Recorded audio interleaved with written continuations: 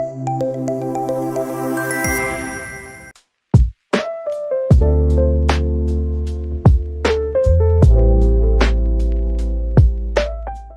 and welcome to a very special episode of the podcast where we explore the latest trends and transformative practices in higher education.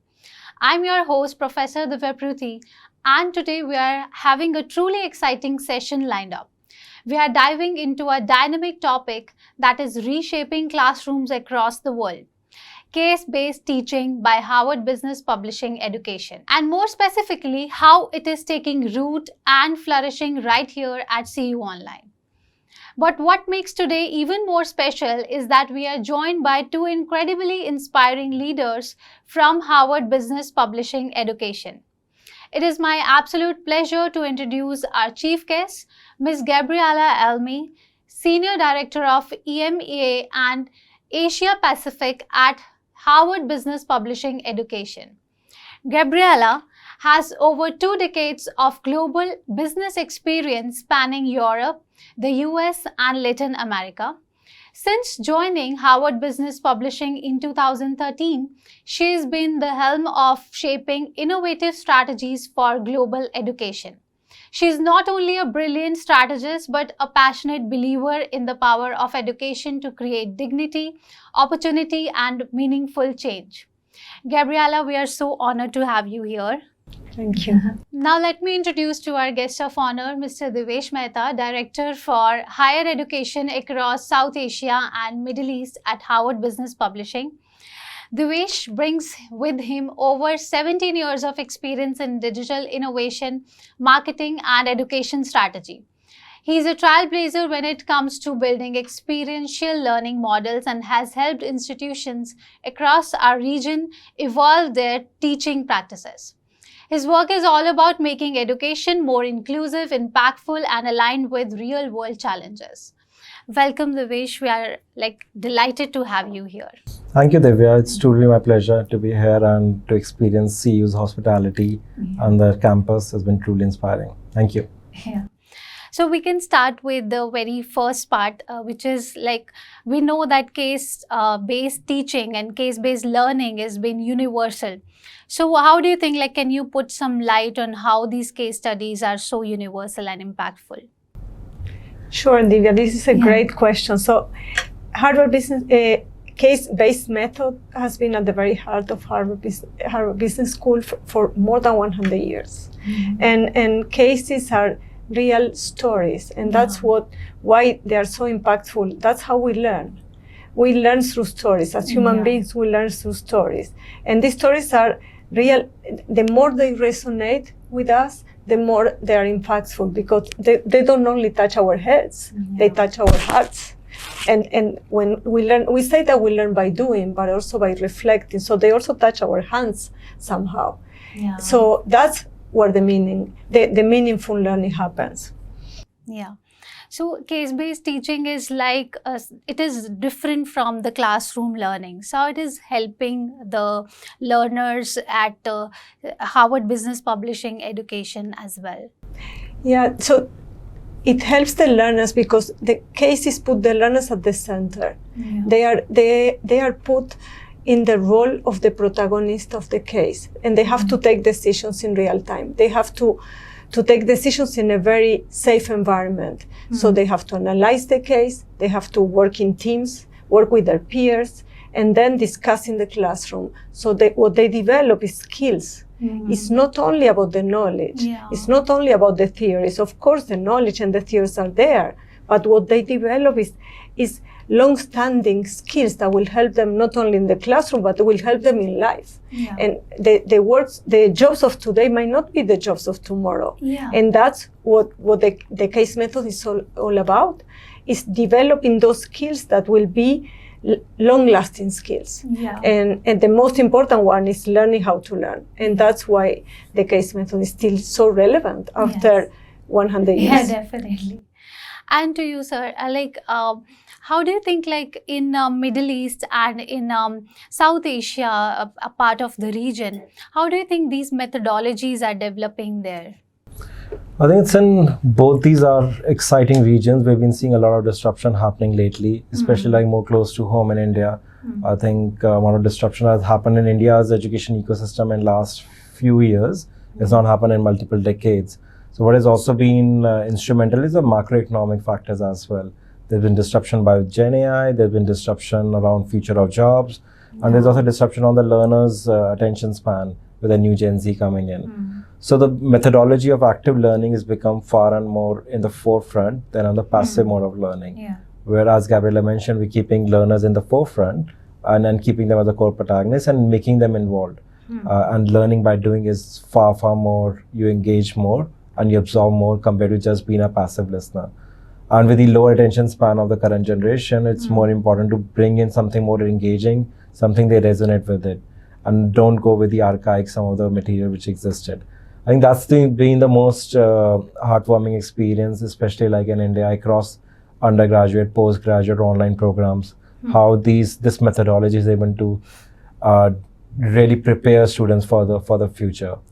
I think talking more about the future, and we recently saw in World Economic Forum the future of jobs, which they mentioned, and none of those skills, the skills needed to be successful in the 21st century, and none of those skills were hard skills. A lot of those skills were on the soft aspects like critical thinking, resilience, information discernment. So how we can build up these skills. And that's where I think India has been one of the forefront runners in incorporating such aspects into their core programs. And that's been the most heartwarming shift we've been seeing in India. And yes, definitely these case studies, these are more realistic. This is not hypothetical case studies. They are real world case studies, and that is definitely helping the learners also to learn well. And these are the brands which students know. They'll know some of the multinational brands, or there's some of the local brands. Yeah. In fact, we have such a huge collection from Indian brands itself, through which when students have seen them as growing up, those brands, and when they learn about their journey, it's inspiring, gives them a eureka moment, gives them ideas to start up their own venture as well, and able to resonate with the protagonist at a much more deeper level. Definitely, absolutely. So to you, ma'am, like how do you think these case studies, like these case studies have peer learning model also? These are very much realistic, and these are very much kind of, it is developed like that. It intrigues learners to know more about it. So in my opinion, I think these are very much it is realistic. So that is where we are able to relate with it. So how do you think these case studies are developed, and how these are very effective when it comes to Harvard Business Publishing education? Yeah, well, this is a good question. It's a good differentiator. These are not fictional stories. So these are based on real situations, real cases. And not only that, it's not that any story can make a good case to learn things. There is a dilemma embedded into it. So the students need to solve a situation. They need to take decisions, tough decisions. And that's what makes it so powerful. So the stories make them feel that they are already part of a company, already part of an institution or organization, and prepares them to be like the CEO of a company. But these are real. So then when they go to the job market, they are really prepared. And actually, I remember when the pandemic started, we were saying, our students are already prepared to solve uncertainty and completely ambiguous situations, because that's what they do over 2 years of MBA. They have to solve 500 different situations. So a new situation like COVID was, a difficult one. But when students are prepared over 2 years, then they feel more confident to go after. And one of the key things about those cases is you have to take decisions with limited information. And that's it's key, and it will be more important the more the world goes faster and faster. You have limited information. You need to share this information with your colleagues and take a call. and might never be a right or wrong answer in advance. And that's another element that is so important. That is great. It's not just a problem that you solve and you have a unique solution that you can find online. There is no right or wrong answer. So that's what makes it very powerful. And the role of educators like you is so important, because you extract this knowledge from the students. The students are at the center. They are the ones that know, the ones that come up with the solutions and with the perspectives, and that's why it's so powerful, because in every class the same case might be a different thing. Absolutely correct. Yeah, I also feel like when we are teaching, like in same case in different classes, it will turn out to be a different one, because there are so many minds coming in and they will have different views about different things, and that is how I think, like, yes, definitely that is different aspect of for every learner also. They are educating themselves, but with a different approach. With the real world approach, I would say. Yeah, and like Divesh was saying, what happens is that students today and learners today, the attention span is so limited. But when you go in a classroom with a case inside, the energy and the engagement is so high, and the learning is really happening, which is something that we are very proud that to continue doing this, and very, very, very honored that CU is engaging with us on this methodology. So we can see that in CU Online, the learners are there who are, better connected to, classroom experience they want, like online also, and that has to be related to real world. So can you just put some light on active and social elements that students can learn that will make them, have a better outcome as a learner with CU Online? That's a great question, Divya, and I want to just recall me of an article with ex-dean of Harvard Business School, Dean Nitin Noria, wrote around the 7 meta skills that case methodology teaches you. And I think few of those skills are like preparation, like how you need to prepare for your day-to-day routine. If you want to going for a meeting, or you're going through a work, or you're working on a complex code, you need to be prepared. And that's one of the elements that case methodology teaches you, because every day you get into a habit of analyzing a case study or preparing the outputs around that.